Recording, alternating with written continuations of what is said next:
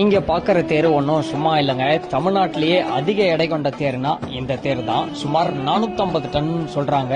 திருநெல்வேலியில இருக்கக்கூடிய நெல்லையப்பர் கோவிலோட திருத்தேரோட்டம் தான் இன்னைக்கு நடந்திருக்கு. இந்த தேரை மொத்த திருநெல்வேலி மக்களும் சேர்ந்து தான் வடம் பிடிப்பாங்க. ஏன்னா இது அவ்வளோ எடை உள்ளது. இந்த தேரோட சிறப்பே 450 டன் எடை இருந்தாலும் எந்திரங்கள்லாம் பயன்படுத்த மாட்டாங்க.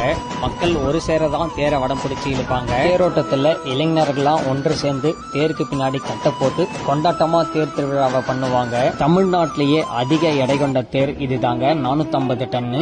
இந்த தேரை இயக்கிறதுக்கு சுமார் 100 கணக்கான முட்டுக்கட்டைகளை பயன்படுத்துவாங்க.